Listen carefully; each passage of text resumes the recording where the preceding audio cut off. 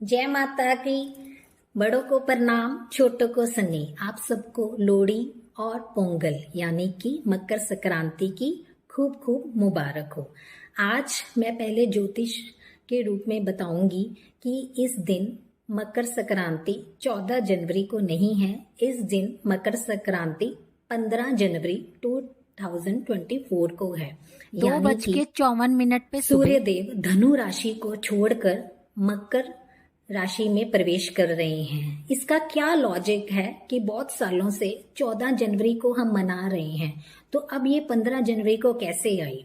मैं आपको बता दूं, ज्योतिष का एक ये बहुत ही बड़ा एक टॉपिक है कि सूर्य देव जिस प्रकार से अपनी गति को बढ़ा रहे हैं, यानी कि वो एक साल में 20 सेकंड की रफ्तार में सूर्य देव बढ़ रहे हैं, तो बहुत सालों के बाद ये 15 जनवरी को मनाई जा रही है। इसी प्रकार आज से 70 साल बाद आप देखना कि 16 जनवरी को मनाई जाएगी।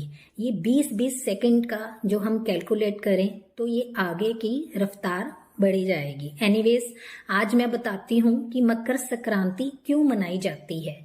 आप सबको पता है, ये हिंदू धर्म का बहुत ही पवित्र त्योहार है। ये यहाँ ही नहीं, विदेशों में भी बहुत धूमधाम से मनाया जाता है। हर जगह का लॉजिक अलग अलग है। जैसे हम पंजाब में लोहड़ी के रूप में मकर संक्रांति कहते हैं, कहीं पे पौष, कहीं पे पोंगल, और ऐसे ही अलग अलग नाम से ये त्योहार मनाया जाता है। इसके कारण तो बहुत ही हैं, बट इतनी लंबी वीडियो होने के कारण मैं इसके सिर्फ 2-3 ही कारण बताऊंगी। पहला ये कि सूर्य देव धनु राशि को छोड़ के मकर राशि में आते हैं, यानी कि सूर्य देव अपने पुत्र शनि देव के पास 1 महीने के लिए उनके घर जाते हैं। इसीलिए हम ये त्योहार मनाया जाता है। तिल और गुड़ का क्या कारण है इसमें? तिल और गुड़ का ये कारण है कि यशोदा माँ ने अपने विष्णु जी की भक्ति की और विष्णु जी को ही अपने पुत्र के रूप में प्राप्ति करने के लिए उसी दिन सिर्फ गुड़ और तिल का ही भोग लगाया और अपने पुत्र के लिए मांगा था। इसीलिए विष्णु जी जो कृष्ण रूप में आए थे, उनके पुत्र बनके ही उनकी गोद में खेले, जिसको हम दत्तक पुत्र कह सकते हैं। इसी दिन ही हमारे महाभारत के भीष्म पितामह जी ने देह को त्यागा था। उन्होंने सूर्य की वेट की कि वो दक्षिणाई को छोड़कर उत्तरायण में जब आएंगे तो ही मैं उसी दिन देह को त्यागूंगा। यूं तो आप सबको पता है कि उनको एक इच्छा मृत्यु का वर प्राप्त था।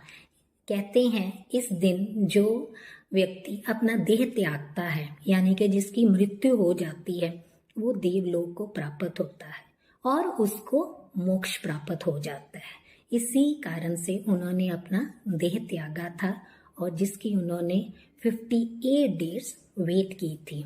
मकर संक्रांति का एक और कारण है, कहते हैं राम जी के पूर्वजन भगीरथ जी ने अपने पूर्वजनों की मोक्ष के लिए गंगा जी का तप किया और गंगा जी धरती पे आई। कपिला ऋषि मुनि के आश्रम से होते होते सागर में समा गई और कहते हैं कपिला ऋषि मुनि ने गंगा माता को आशीर्वाद दिया कि वो युगों युगों तक मकर संक्रांति वाले दिन जो जो व्यक्ति स्नान करेगा उसको अनेकों फल प्राप्त होंगे। ये भी एक कारण है कि बहुत ही लगता है। पूरा साल आप दान दो ना दो, इस दिन आप दान जरूर करना चाहिए।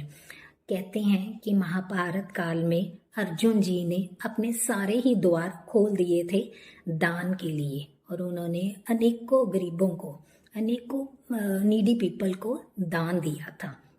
तो इसके और भी एक्सेट्रा कारण है, बट अभी लंबी बहुत वीडियो हो जाएगी।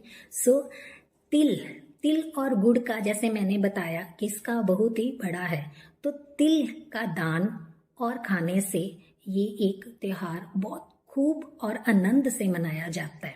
आप सबको मकर संक्रांति की खूब बधाई हो और आप सब ऐसे ही मुझे प्यार देते रहना। सब्सक्राइब और लाइक करना ना भूलना। मिलते हैं नई वीडियो के साथ। जय माता दी।